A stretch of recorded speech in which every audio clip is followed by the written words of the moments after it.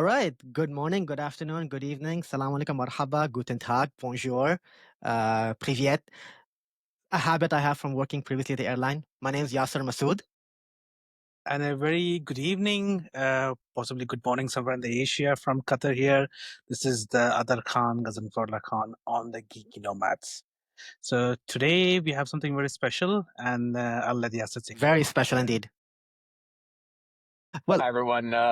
Sorry. Go ahead, Yasser. uh, I jumped it's right okay. in. I'll save That's it. I'll save it. perfect. I'll save it for the thing. So today, for the first time, well, this is our first time we're doing a guest on our episode today because this is a conversation we've been planning to have, and it's something related to an announcement they made almost 2 months ago. Oh no, almost 2 months. Yeah, almost 2 months ago. And I mean, we're gonna dive into the stories that actually shape our world, the conversations that shape our minds, and even the voices that resonate, with our souls. And you're tuning into the right place. So, welcome to a brand new episode on the Geeky Nomads with iHeartMedia. Khan, take it away. Yes, you did hear that right, and possibly we're the first one.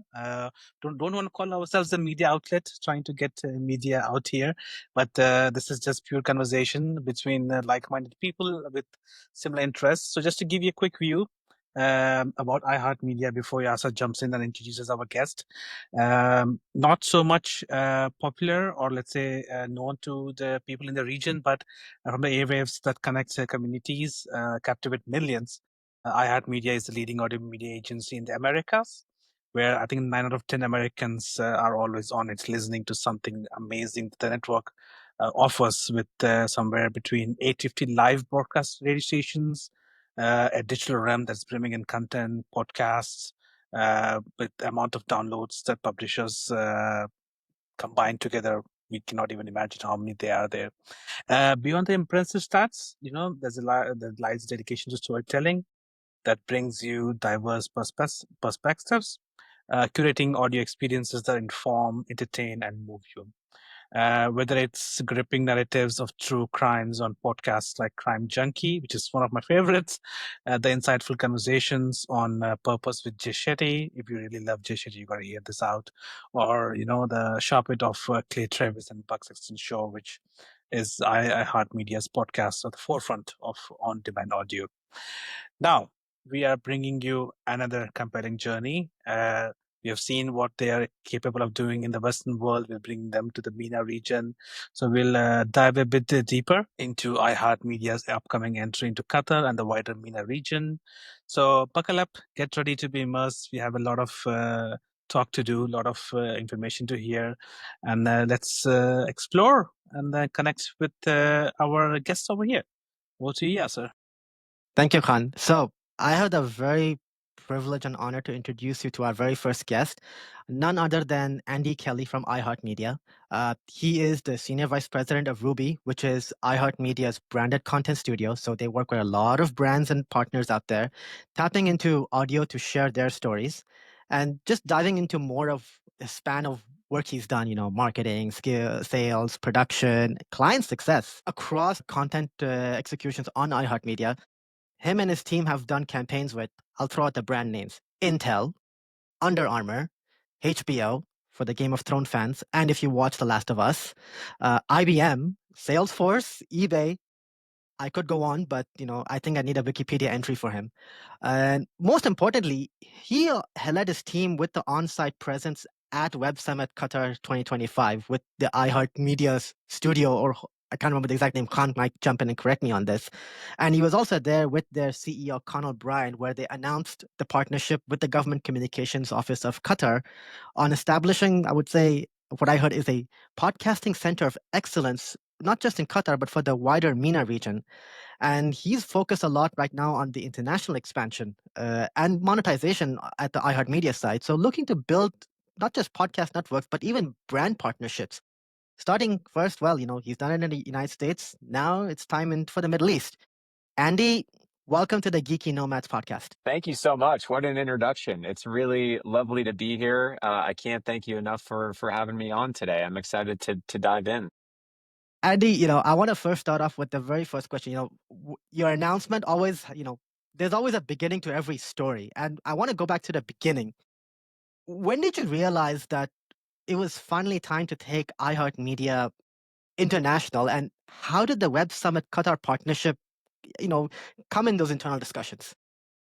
Yeah, those are two great questions. iHeart primarily operates in North America in terms of our media footprint. However, we have thousands and thousands of podcasts that distribute globally. So podcasting is a global medium by nature.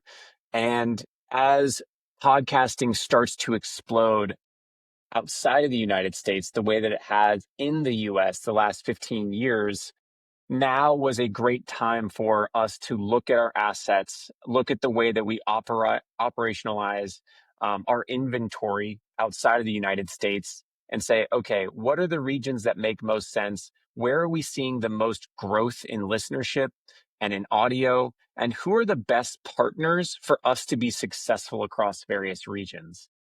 So, how things really got started for us in the MENA region specifically was really early conversations that we had with Sheikh Jassim of Qatar and who leads the global communications office of Qatar.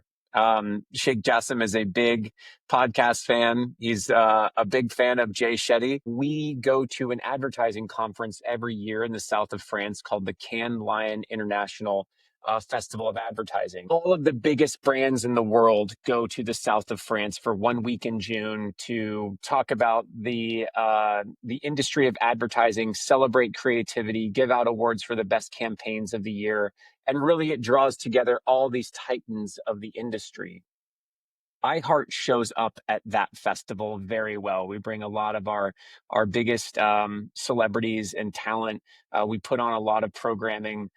We do live concerts, all of these things. So we've been going to Cannes for a number of years now. And Sheikh Jassim attended last year. Last year, we brought Jay Shetty, and the two of them met. And they met with Connell Byrne, our CEO, as well as a couple of other senior leaders of our company. And Sheikh Jassim said, I love podcasting. It's absolutely exploding in the Arabic world. It's really exploding in the MENA region, but we haven't really operationalized it the way that you have in the United States. It would be really interesting to talk about a potential partnership where you could help us accelerate the growth of the audio medium and podcasting specifically in the MENA region. You could bring your best practices, you could bring your top talent, you could show us how you produce podcasts in the US and how you've built a very sustainable and successful business around that medium. We said, great, we'd be happy to. It's one of those meetings that you don't know if it's going to go anywhere, but it was very cool for Jay and Connell to meet with the Sheikh, and both of them were very energized and excited about the meeting. Conversations developed around iHeart having a presence and a footprint at Web Summit Qatar, where we would bring some of our top podcast talent. We would build out a studio. We would lead some content sessions on everything from here's the type of recording equipment that we recommend to here's how we market podcasts to here's what some of the monetization thresholds look like. And so the Sheikh was very supportive in getting us to Web Summit. And leading up into Web Summit, we met with him in Silicon Valley a few months beforehand, and he said, what would it look like to build a multi-year partnership where iHeart could actually set up a physical footprint in Doha permanently that would act as a center of excellence for podcasting? It would be a hive of activity where we would produce original shows in Arabic for the Arabic audience, produced by folks endemic to the region. We would put on live events, we would put on master classes, but more importantly, we could build a business around podcasting because it's exploding in the region. There's a ton of new listeners every day flocking to audio. But brands haven't quite caught on. And so that was the kernel of it, was saying, what would a multi-year partnership look like? What could iHeart bring to the table? And how could we help accelerate the growth of audio in the MENA region? So it's a bit of a long story, but it started with a small meeting in France. It sort of extended out to a small footprint at Web Summit Qatar, and then it built out into this multi-year partnership where the GCO is going to be helping iHeart get established in the MENA region and start creating incredible content and bringing brand partners into that content. I think you've also partially answered the next question I'm asking is like your grander vision with this international expansion, unless there's something more you want to add onto it. No, I actually think that there's so much more to it. I think right now what we've really discovered is a vast majority of podcasting is monetized and not well monetized via video, short form video assets on TikTok, Instagram, and YouTube. That's not really the business of podcasting. I think what we've all sort of figured out is consumers, specifically in the United States, and I believe that it's true abroad and in the MENA region, is we're overly visually stimulated. There's not a whole lot more time in our day that we can spend staring at screens. There's actually not a whole lot more time that we want to be staring at screens. If you look at the studies, people actually want less visual stimulation, even though that we're addicted to the algorithms. And every time we have a spare moment, we open up our phones and we check our apps. That's sort of by design. Audio is that respite away from it. And I think that one of the stats that we share all the time is in North America, 31% of an average consumer's daily media diet is audio only. 31% of the media that they consume is audio only throughout their day. Yet only 9% on average of a brand's media spend in advertising is spent on audio only media. So there is this huge gap between where consumers actually are and where brands spend money to reach them with their messages. So folks are going to the gym. Folks are picking up their kids from school. They're cooking dinner. They are doing many, many things throughout their day where they don't have the phone or the screen or the iPad in front of them. That is where there's this massive brand opportunity. But right now, if you look at a media mix, if you pulled up a major company that operates in the MENA region, I guarantee you that a very, very, very small percentage, if any, of their media mix is spent on audio only media. So, Yasser, I don't want to get too far into the nitty gritty because I might lose your audience. But if I were to just say, hey, listener, in broad strokes, general perspective, there is so much potential for brands and creators to build in audio right now. We're already seeing millions of people flocking to podcasting.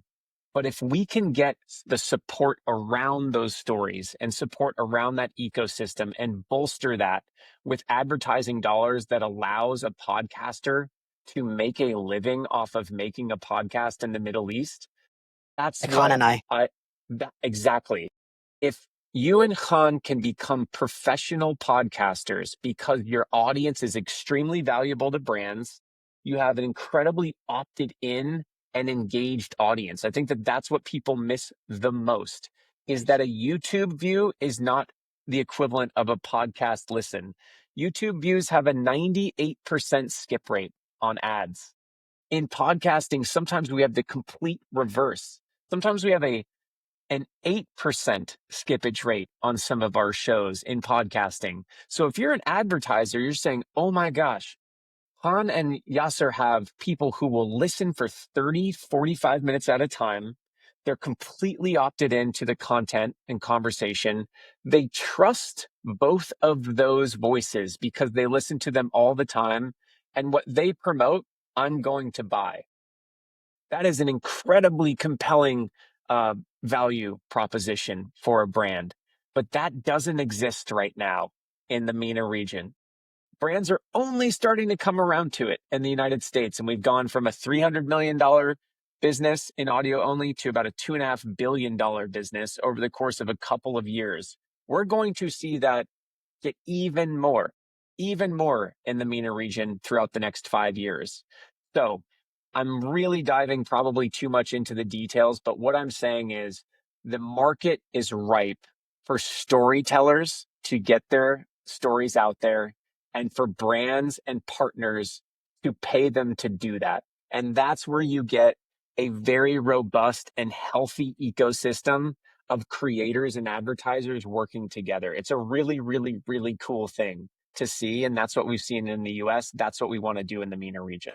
I think you've just segued it nicely to my next question. Is that, when you were there on site with your team at Web Summit Qatar with your entire studio setup, tell us firsthand, what have you learned, especially, because the event, although it's a Middle East chapter, people from around the world have been coming in. I mean, Khan can tell you it saw more attendance than the 2024 inaugural edition.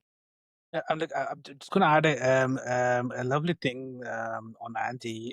It would be much relevant to going back to Web Summit. It's from something from a Web Summit to Web Summit. So from the first one to the second one now, and to what Andy had said about the vast majority of brands still focusing on the generic media, the marketing media, the visual media itself. Last year at the Web Summit, we interviewed Neil Patel and myself, and in that session I asked him one of the questions, like he said he was excited to travel on Qatar Airways, to flying into Qatar, because he saw a 8-second video reel on Instagram that someone shared with him, that this is the business class that you should travel. So at that point in time also, he was not being targeted by any ads, by the brand, by anyone. He just saw a video that was created by someone random who flew or got a free upgrade, that they enjoyed the space they were in, and that created let's say a return on investment or a marketing opportunity for a content creator itself. And the same applies for all the brands on audio now. People don't really understand how impactful it is. Even when I'm driving in Qatar, I have my radio on sometimes instead of listening to my Spotify, because you get those ads in between, and it still gives you that sense of, and I'm still okay. It could be 2025. You could be in an AI world, living in a completely, automated world, but you still like that bit of connection, of a human connection per se, or that voice connection that tells you or resonates with you, especially for us who have Gen Zs or millennials who've grown from that era. Then you can attach yourself to those sentiments, and you're very much correct, and the brand should maximize on it. You couldn't be more right. We all crave connection as humans. That's what we want. We want to feel connected to other people. We want to feel connected to communities. Audio is a way of feeling very connected to communities. We conduct studies all the time at iHeartMedia that show what we call the parasocial relationship between your favorite podcast or radio host and the listener. We feel as listeners like we know our favorite hosts. Do you know why? Because audio is very real. It's messy. It's human. When you go on your TikTok feed or Instagram feed, everything's very curated. It's polished. It's a world that you don't necessarily participate in. There's somebody with 60 million followers. You don't look like them. You don't talk like them. You don't act like them. You don't have the same money. But in audio, all of those things are broken down. It's just connection, human to human. We talk about being the companion in the car seat next to you all the time. We talk about this relationship. When you go to a new city and you have a friend that lives there, you ask them, what are the best restaurants to eat at? We have this connection with word of mouth recommendation that transfers through audio better than anywhere else. So when it comes to advertising, when it comes to saying, hey, business class is actually the best on Qatar Airways, and it might be. I mean, flying in those Q suites is unbelievable. When someone tells you that, you want to go check it out. You want to go try it. That's this sort of like little secret that people don't talk about enough, is that, yes, we're all addicted to these visual mediums. And yes, they're incredible. But when it comes to real human connection and what we crave, you find that a lot in audio. There was this amazing soundbite that Malcolm Gladwell gave at Web Summit Qatar on the main stage. He said, as a writer, if someone were to say, write me something that will make me cry as a reader, he said, I don't know. That's really hard to do. It's really hard. But if someone said, tell me a story in 30 seconds that will make me cry, I can do it every time. It's this because people resonate with the words that they hear. And so that generates true human emotion. I don't want to get too much caught up. I know you guys want to take the conversation in many different directions, but I don't want to lose how important what you guys are doing on a day-to-day basis. And it's sometimes you forget about it because it's just us talking on a microphone. But the way that this resonates with people because it's in their ear and it's during their daily lives when they're going to work or they're picking up kids from school or they're making dinner, those things really have impressions on people. And I think we lose sight of that. And I think building upon that, is that something you've gotten when you were there on site at Web Summit Qatar with your entire studio? I did bring up a good point on that. I think what we found and what I was so surprised by when we got to Web Summit was when we set up our booth and we had the studio and we had the little educational center there. People were so excited to learn more about audio. They wanted to learn how to do it well. But more surprisingly, was the different types of creators that would come to learn about audio.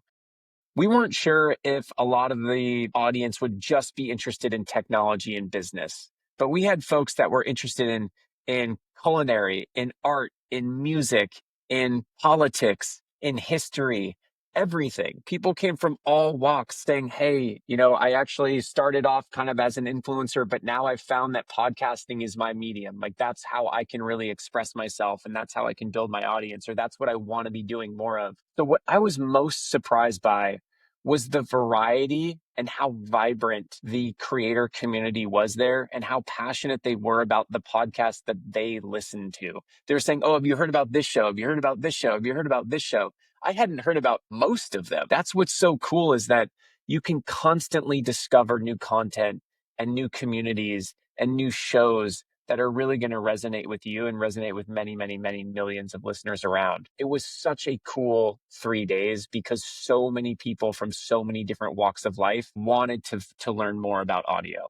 Well, that's good. And now I want to touch upon something, while you had your discussions with the GCO, I mean, you've seen the news that now Dubai has been trying to entice content creators and even podcasters because they launched their new Creators HQ where they're offering to help relocate people. They're even helping them to set up their own businesses as such. And I want to say that when that news came out, it's like, did you still feel that, no, we still want to go in with Qatar and set up our entire base there for the region? Yeah, absolutely. There's not going to be one winner in the MENA region. We take a very collaborative approach where if you think that only one person will win in podcasting in an entire region, that's crazy. We're sort of a rising tide lifts all boats. Everyone that's making great podcast content is going to help everyone else that makes great podcast content. That's the way it has been in North America. That's the way it will be throughout the world.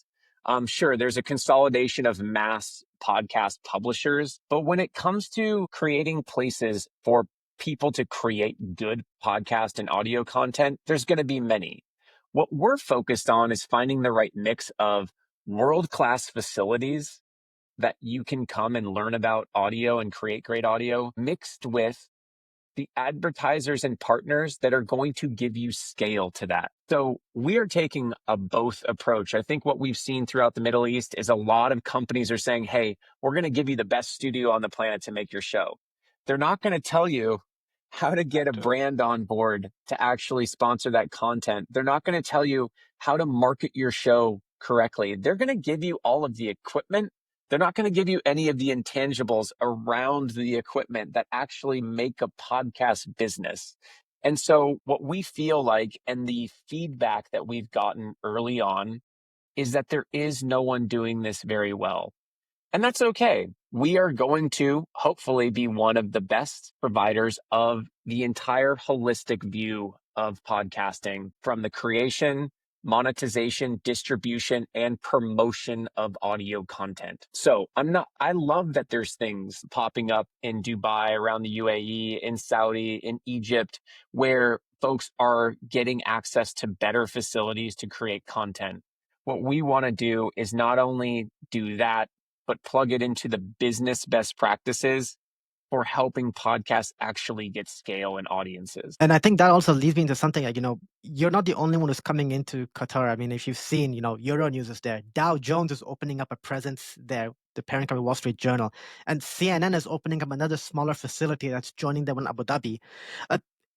When you guys will come in, do you see any partnerships especially being this close to these major media publication houses? See, this is where Qatar, the GCO, Sheikh Jassim, they're saying, you know what we're going to do? We're going to get some of the best content creators and publishers, and we're going to bring them to Doha. And that is going to create an environment, an ecosystem, a culture of incredible publishing content and an advertising business around that content.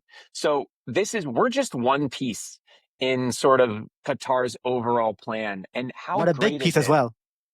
Yeah, well, hopefully a big piece. But how great is it that your neighbor can be CNN and Al Jazeera and all of these other amazing multinational corporations that have super smart people, really, really incredible talent? That's what's going to create this environment that's going to help boost the audio business, but also just content in general. Doha is building a hub and centers of excellence across many different mediums. We are a part of that, and we feel very, very grateful to be a part of that. Well, now I'm going to hand it over to Khan because he has a good number of questions. I think I'll dive a little bit more into a little bit nitty details. Khan, over to you. I mean, it's lovely to hear. We can just go on about this, and I can really see how Andy is very passionate about not just what he does, but how he also wants to help the region, the communities, individuals, etc. And when Andy, when you said about iHeartMedia being more of a podcast business itself, like you want to go into the nitty gritty of everything, and this is something that we have seen across the Middle East region or any countries that want to offer an incubation for anyone or a startup. They just give you the tools right away. Okay, you can go set up your company here, do your taxes here, and then they can open a business, get an office, and you're running. But they don't walk you through the steps of how do you go get your first client? How do you get Exactly. your first sponsor? How do you get your first work? How do you get paid the very first time? And I think this ties very well, not just with Qatar as a country to set up and open, but also the region, because the region completely.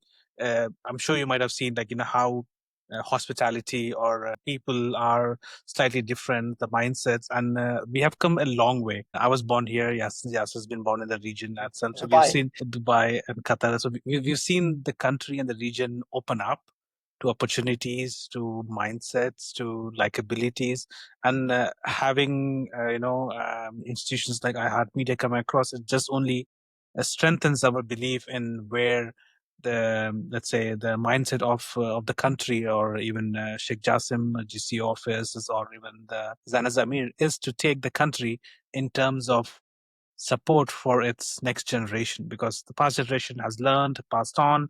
The newer generation is learning something, has learned a lot of from the previous generations, and are now trying to capitalize on what they can do the best. So beyond on that, I know iHeartMedia, it's going to be a huge topic, but you have a strong presence on traditional radio. So based on that, when you do come to the region and explore the market, what would be iHeartMedia's plans to introduce localized radio formats or stations as such? We are going to start more with our digital formats in the MENA region. You're right. Most of our business in North America is driven by traditional broadcast radio. It has had incredible lasting power throughout North America. And at the end of the day, it's a very, very affordable and very impactful medium for advertisers. So I think everyone's been surprised about how long broadcast radio has really been driving revenue and driving results for advertisers forever. We are looking into partnerships for broadcasts, but really our initial steps 1, probably 1 through 5, are all going to be digital and podcast related in the Middle East. That's not to say that we're not going to entertain partnerships. We are the biggest believers in broadcast radio, especially when it comes to getting scale and getting mass reach for our partners. But in the near term, it's going to be primarily digital and podcast driven. Which is interesting, because I remember at the booth, every session you guys had, when I passed by, and I would hear people asking, they're focusing more on the nitty gritties than the tools itself. So there were people asking, like, should I use Riverside for recording? Should I be publishing on Like Spotify? how we're using right now. Exactly, like we're using now. So those things are pretty important as well in terms of content partnerships. So would there be, based on this, the partnerships that you create, would you be looking at any kind of specific genre is, let's say, like educational, regional, or the language itself, Arabic per se? Yeah, everything. Well, let me first start by all of the original content that we are going to create in Doha and around the region will be in Arabic. That's our whole goal. This is not to go make North American content popular in the MENA region. This is about giving people a platform that are endemic to the MENA region, giving them the tools, giving them the resources to tell their stories and monetize those stories at scale. We are going to be creating an Arabic arm of iHeartMedia that will be solely focused on Arabic voices produced by folks endemic to the Arabic region and making that successful. When it comes to the type of content that we're going to be creating, everything we do is going to be backed in data. So we are conducting third-party studies right now on what are the most popular genres, what are the fastest growing audiences, what are some of the forgotten audiences. One of the things that we did in the United States, much to our detriment, is that we sort of forgot about people that are 50 and older. They have a lot of buying power, but they're not quote unquote cool. And so a lot of advertisers, a lot of content creators weren't creating content for those folks that were 50 and older. We're going to be finding pockets of listeners, and we're going to be creating content across genres that we feel will be the most successful. We're hoping to launch about 10 original shows over the next 10 to 12 months. Those will be, across society, news, sports, comedy. It's going to be a range of things. And it's not just going to be produced out of Doha. We're going to be producing content for specific audiences in specific countries as well. This is not one of the things we want to make sure we don't make the mistake of, all right, we're going to make this content in Arabic in the MSA dialect, and that's just going to apply to everyone across this region. Like, we know that when we create a podcast in the United States, some people love it in Florida and hate it in California. So we need to make sure that we're constantly getting feedback on where these audiences are and what content that they want to consume. I want to add sort of a thing into that, which I think will be helpful for you. I've come and gone here to the United States before I settled back here, is your major cities like, Seattle, San Francisco, Los Angeles, Dallas, Houston, and Chicago. Those are also major gateways where there's a big, large diaspora of, Arabic speakers and all that. Just building on what Khan said, like, I'm guessing once you start building up Arabic focused first content on the Middle East, cross-promoting it across here so that at least they feel that I'm from here. I want to get back to know what's happening there as such. Yes, you couldn't be more correct, Yasser. The content that we create will not just be distributed across the MENA region. There are folks in Sao Paulo, Brazil. There's folks in Tokyo, Japan, in Sydney, Australia. We want to make sure that we are reaching listeners regardless of where they are. That's part of this whole global initiative, is let's start to figure out how we can package together media and content so that we're reaching, if you live in Minneapolis, Minnesota, but the rest of your family is in Jordan, you want to be able to listen to the same podcast in the same language and be able to talk about the same things. That's what's connecting global communities. That's what we want to do with podcasting, and that's what we intend to do. And I think that's where I think it'll have more resonate power with the communities, that okay, we're listening to someone from back home, but like all the way halfway across the world. Like, for example, could be a Lebanese content creator, and the huge community in Sydney, Australia, from Lebanon, could be very happy about it. But with that in mind, do you see, like, any content regulation challenges, for example, from censorship from countries to countries, or even compliance to local laws or cultural norms? Because dialects is something that we all love in this region, but a certain word could be sound something else in same language, but a completely We have different first-hand dialect. experience of that. Yeah, absolutely. There are so many sensitivities here, and our goal is to bring on the right content creators that are able to thread that needle and understand the different challenges across different dialects.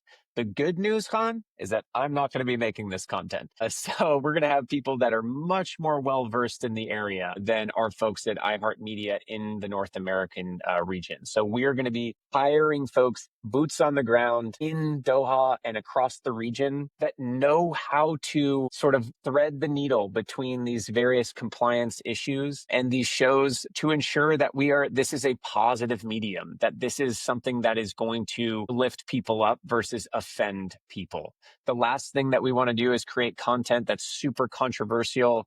We want to start with content that's going to be well received by a vast majority of audiences. And so that's what we're going to focus on. I think that'll just hit it off the right way. Adding on top of that, in terms of content creation, something that iHeartMedia has a strong track record of doing things is live events and experiences. Will you be bringing any of the signature events that you have across the globe to the MENA region, or will we see something more tailored for the MENA region itself? I'm not sure if you ever seen. I would highly recommend this. It's more video though, but if you look at any of our sports channels from the region, maybe not so much Al Jazeera, but like Al Kas and any of the other regional local sports channels, and you watch the post game show. So it's the commentators talking about it, right?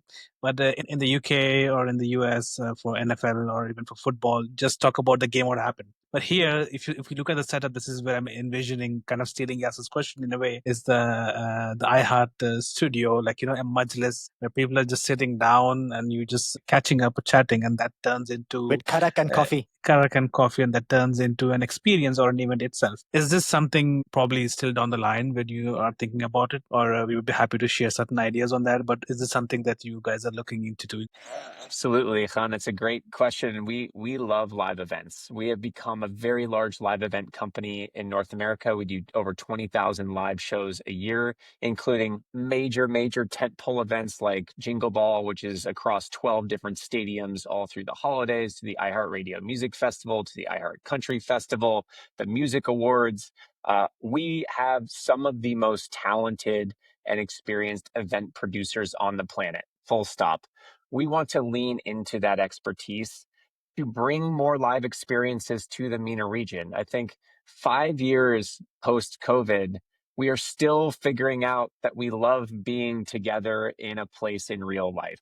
We love coming together around content or songs or music or artists that we enjoy. And so we want to bring that expertise to the region. The studio that we're building is going to be built out for hosting live events. We want to do the F1 post-race show. We want to do all of live podcast tours.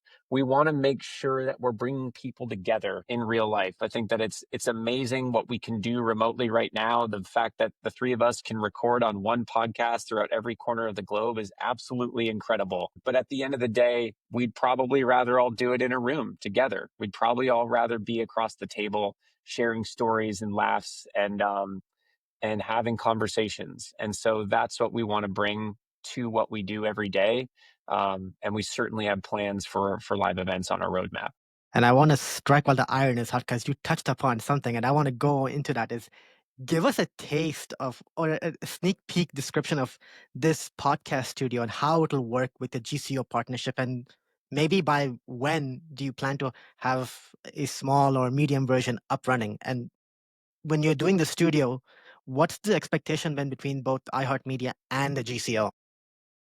So I can't go into too many details because we're currently, right now, there's 2 to 3 locations that we're considering in Doha. So we plan to have this studio built out in Q4 of 2025. So this is going to be a state-of-the-art studio. It'll also have, a conference room, some office space for our core team to be working every day. It's going to be a really, really amazing creative space, but there's still a lot of blanks to be filled in. Our facilities and maintenance team is going to be heading to Doha shortly to kind of do the tours of the space and then building it out over the summer. So we're really excited about it. The idea is for this to be a center of excellence. Our North Star is for this to be a hive of activity. There's nothing more sad than a very beautiful studio that's sitting empty with no one recording. And so we want to make sure that we are bringing folks in all the time, and that this is a place, this is a resource that folks in Doha can lean into and utilize and tell stories and execute live events. That's really kind of, Yasser, all I can go into right now. It's not because I don't want to share details. No. We're just sort of working it out in real time. I know it's like a startup. I mean, it's like your first step is like, okay, take chances and make mistakes and get messy along the way.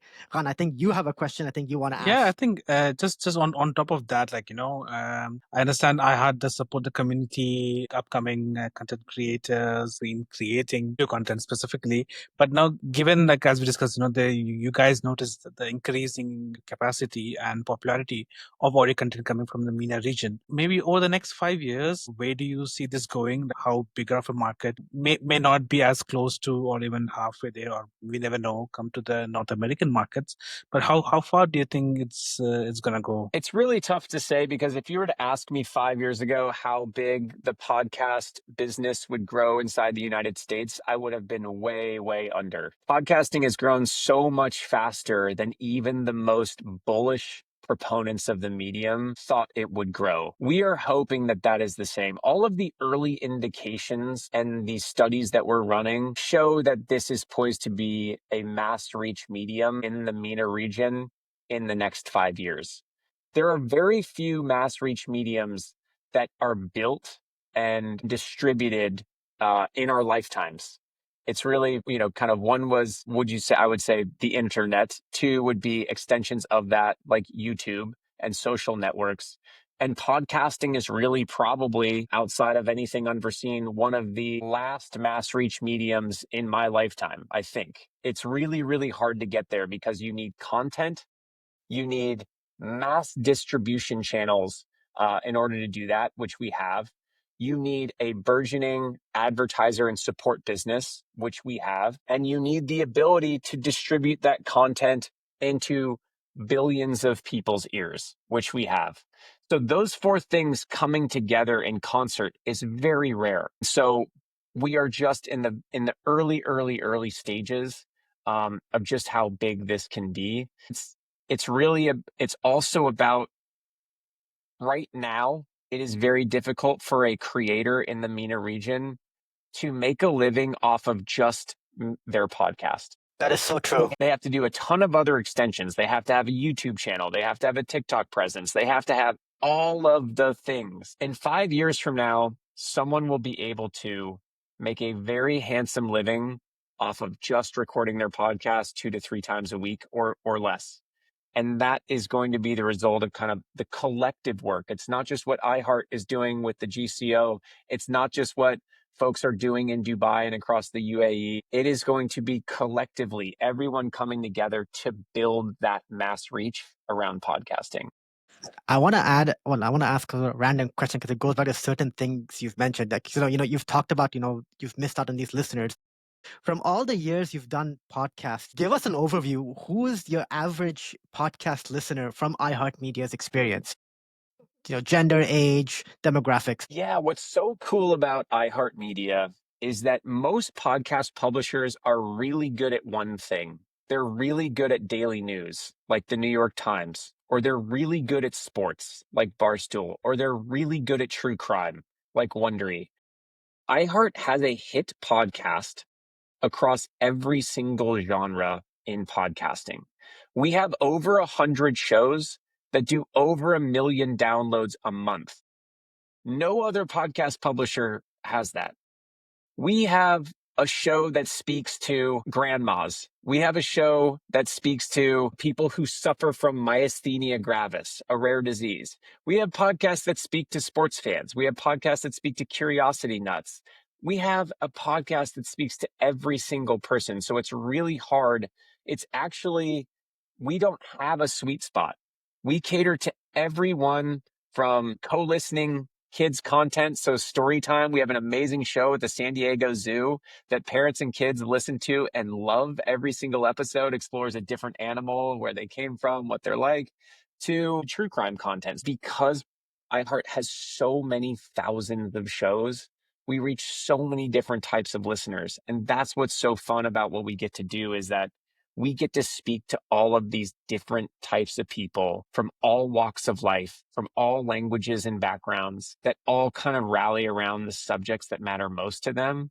and we get to connect with them on a daily basis, and that's a ton of fun. That's actually the way people get to explore it is in a different medium altogether. For like, I could be listening to something true crime in the morning and news in the evening, and I'm fully involved into that. With that in mind, have you seen any publications from the region that you currently have on the platform, or people showing interest that they are interested to publish, or you accepting publishers is like, okay, come on board, we want to get you on board, give you a taste of what it is before we come to the region itself? Yeah, we're having multiple conversations with multiple publishers in the region right now. It's super exciting. We're going to sit down with them, with a couple of them in person in Doha. We're also going to sit down with a couple of them in person at the podcast show in London next month. So it's going to be a work in progress. But what we want to do is we want to bring in the best creators, the best shows, the best publishers, and we want to help them get scale. And so this really is a collaborative environment. That's what iHeart has done from the outset.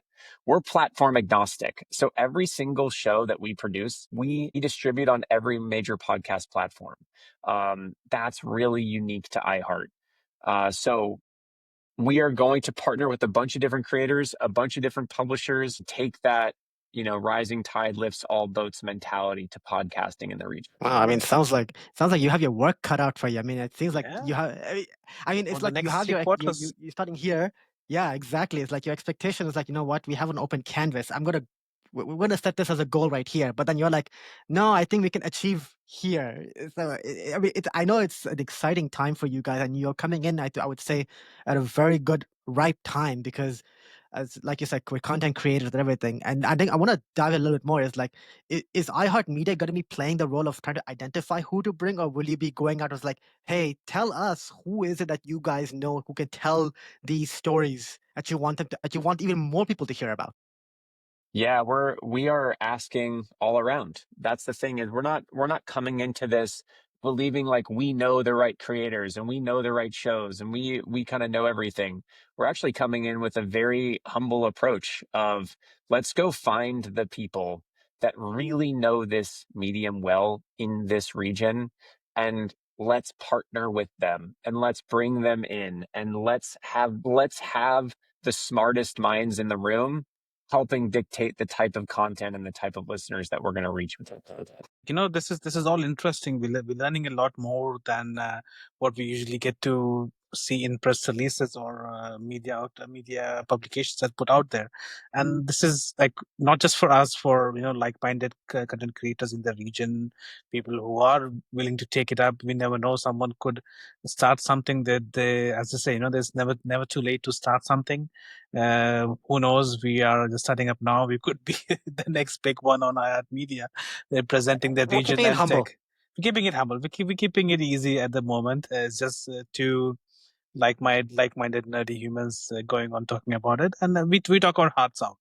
And and that is the reason we want to do this more and more often, and try and bring more acknowledgement, bring more knowledge, or bring more awareness in the region, because everything is pretty much visible. Like I know, and it's recently, over the last 3 to 6 months, the amount of podcasts that I've seen popping up in Qatar is crazy.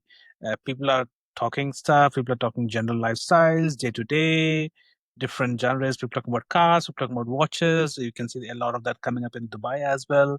Comedians turning podcasts. So it's all happening. And I think with a medium that kind of brings it together, because currently it's very challenging as well. It's just like 10 years ago when social media started, everyone started branding on social media.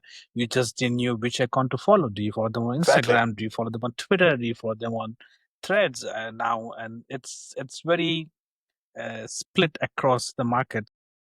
I think it's a great move of you guys moving in the region, powering the region, and bringing awareness. And we can't really just wait to see what more you can do. I mean, not just that, even when you're saying coming with the whole branding and all, I'm just trying to imagine, because I know you guys have an app, so I'm sure that app is going to get a significant facelift to make it more international. I imagine you guys would call yourself iHeart Arabia. Correct me if I'm wrong. It will be an extension of iHeart, yes. And we are working on sort of the general brand right now. We're working on the designs of what that brand looks like. But it'll be an extension of iHeart, which we're really excited about. So yes, a bunch of new developments to come. So would that also, I mean, given your responsibility, I'm guessing even your branded content studio will be not I would say an extension into this new center of excellence? Yes. So one of the things that we're hearing most when we have conversations with brands and with media agencies and creative agencies in the MENA region is that brands want to be able to participate in podcasting in a more meaningful way. And so there is a huge demand for custom branded content in podcasting. So yes, Ruby will be a very important key driver in this business and in our endeavors in the Middle East, because right now there are a couple of folks doing it really well, but it's not nearly meeting all of the demand. And so that's what we want to do. There's a product market fit that we have with our branded content efforts. We produce the largest slate of branded podcasts in the world. And now we're going to start doing that in different languages, in different regions, and we're going to start in Doha. We did plan a lot of questions in my mind, still going way more into things just slightly off topic, but staying on topic iHeartMedia itself in terms of the support that you said, like, you guys have provided, that's going all through in creation of it. But, there's a lot of back end to it that happens in terms of platform access, analytics, data, information, and all that such. How do you guys usually handle that? So we have a company called Triton. Triton is an international ad marketplace for audio. And underneath the umbrella of companies that Triton owns is a company called Omni. Omni is a podcast distribution platform. Bolted onto Omni is a suite of analytics that any podcast publisher has access to. Part of what we want to do is bring some of the measurement best practices to the MENA region. Right now, podcasting is a bit of a black box. There's not a lot of analytics and data and measurement around the medium in the Middle East. We want to say, hey, here are the best practices. Here are the partners that we use. Here's how pixeling works. Because until we can prove an ROI for brands, podcasting will be heavily hamstrung by just not having the scale and support that it needs from advertisers.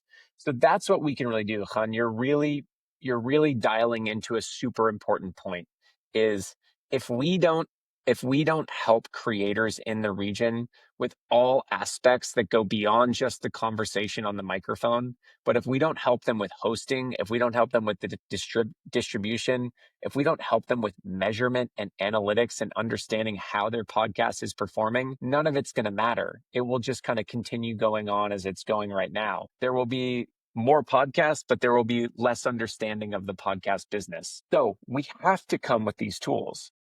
We have to come with this education. We have to bring our expertise and best practices. And that's what we're excited most about, is we feel like we have a lot of value to add. I think anyone coming on board would just be getting a full package that you guys come along with. And possibly just before we wrap up, maybe a personal question to you, Andy. What brand or what genre or what topic do you feel would be your favorite to hear from the region? That's such a great question. Really For me interesting to know. personally, I think it would be sports related, simply because I have had a lifelong endeavor to become a cricket fan. I just don't know how. I just need a better way in. I need someone to host a show that brings people like me that are very curious about it, but I just can't sink my teeth into it. And so that's really what I want to see. Are you surprising with cricket? I was thinking something else, but I was like, wow, cricket will not be an issue. I mean, literally, there's a large diaspora of South Asians who play it. Even some of the local countries have their own teams. That's what we've heard, is a lot of the diaspora across the MENA region plays cricket all the time. And so that's what's it's really cool to see, but that's what I've been waiting for, is I need a host that has enough personality and sort of enough kind of approachability to help get folks like me into the sport. That's just a $1 million idea you threw out there, that iHeart is looking for a cricket podcast. People, Anyone listeners who is listening, you there know who to go. contact. You know what to do Well, next. there's millions of cricket podcasts out there. There's just not any that are built for That people that don't know No, about the sport. exactly. Yeah. They need a Cricket for Dummies podcast Yeah, is what they need. yeah. And a 100%. lot of North American podcasts have been successful in taking something that's widely popular to people who understand it very well and making it very, very approachable for the general audience. That's how I. And I think with that, I want to end with one final wrap-up question to round it up, because I think a lot has come out from this.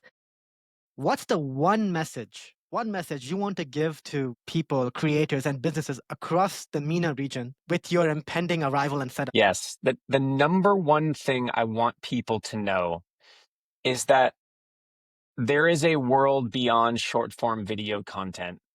And that world is incredibly rich and it's valuable and it's engaging and it's human and it's messy.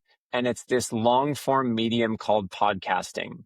And it's something that is so inherent to everything we are as people and connections and being human beings. But we're being blocked a little bit because there's such a focus on short form video content. And I want people to know that it's okay that if you're not good at social media, if you're not a TikTok or Instagram star, that you can be successful in podcasting and you have an incredible story to tell. And we are going to bring some of the tools to help people to do that, because right now, this addiction to video content and the visual medium is going to suppress a lot of people from telling incredible stories.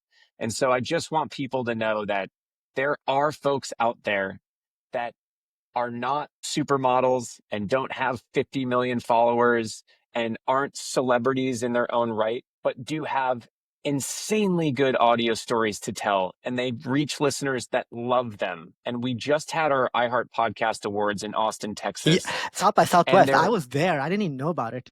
It was so great to see all of these majorly successful podcasters that you would never recognize on the street, but they have millions and millions and millions of listeners every day, and people just adore them. And I want that to be the case in the MENA region. I want people to know that audio is an avenue to tell their stories, and they don't have to surround it with being a social media influencer.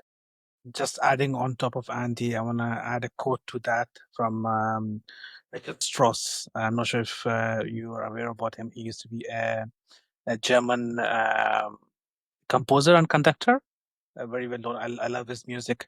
He had a very lovely quote that said, "Human voice is the most beautiful instrument of all, but the most difficult to play." What happened? We lost him. Huh? That's odd. I don't know. Yeah, it's... A few moments later. The digital world we live in, it's never easy. No problem at all. No This is problem at authentic all. content. Khan, you were saying Strauss. Sorry. Richard Strauss is a German composer, and he had a very wonderful quote which has always stayed with me. I was just when Andy said something about voice and audio, I had to look it up. So the quote goes like, "The human voice is the most beautiful instrument in the world, but the most difficult to play." That's exactly right. It's very, very it's a very impactful quote and idea and thought, and one that also proves that podcasting isn't easy either. So getting really, really good at it takes time. It takes a lot of dedication. I think a lot of folks think that you can just turn on a microphone and that's that. But there's a lot of things you have to do really well. You have to be consistent. You have to constantly bring value to your listener. You have to nail all the simple best practices of publishing and the length that's going to resonate with your audience and the types of guests and topics and all of that stuff. So you're exactly right. I've really, really enjoyed my time with both of you. I'm so grateful for the two of you having me on the show. Actually honored. I mean, you got to tell us a lot more that people don't even know about. So I'm guessing people will be definitely now be eager to actually learn about, okay, when is iHeartMedia officially coming? Now they know it's coming, but when? But I'm guessing you will tell us, or you will share it out when you have a date. It's like, ta-da, our studio's open. Yep, we won't make any secrets about what we're doing. We just we're gonna get our game plan together first, and then we'll be sure to share it with the rest of the world. Andy, thank you very much for this opportunity. I'm sure listeners and viewers are definitely going to enjoy diving in. I'm guessing you might see more people interested, like, hey, iHeartMedia, I want to start thinking about exploring audio ads with you and all. Yeah, we would love that. Again, thank you so much, Andy, for your time. Please don't be a stranger if you're ever in Doha. We'll Exactly. share our details. Happy to give you a taste of Doha itself from a Yes, local would love to point of connect while view. I'm there. It's always good to. I believe in maintaining and developing connections. The next time you're in town, do give me a shout, and we will look forward to catch you up in person. Until Same then, here. If you're ever in Dallas or I'm in New York, or I think you're in, I think if I remember, I think you were in the Washington state, like outside of Seattle. Yes, that's correct. I'm in Seattle now, but in New York and Los Angeles and in Atlanta quite often. Well, listeners and viewers, you've just heard straight from iHeartMedia, Andy Kelly, the SVP for Ruby, who shared a lot today about their expansion to the Middle East. Thank you very much for sharing. Wow, I think that was more than a Wikipedia entry. It indeed was, and thank you to our listeners for staying with us. If you have anything interesting that you've heard, that you want to learn more, that you want to share more, that you want to ask more, please do so. Please reach out to me and Yasser. We'll be happy to bring it up in the next episode. And until then, it's a lovely goodbye from Doha, from here. A goodbye from here in Dallas. I think it's a goodbye And from From here in Seattle. Thank you so much. Thank you.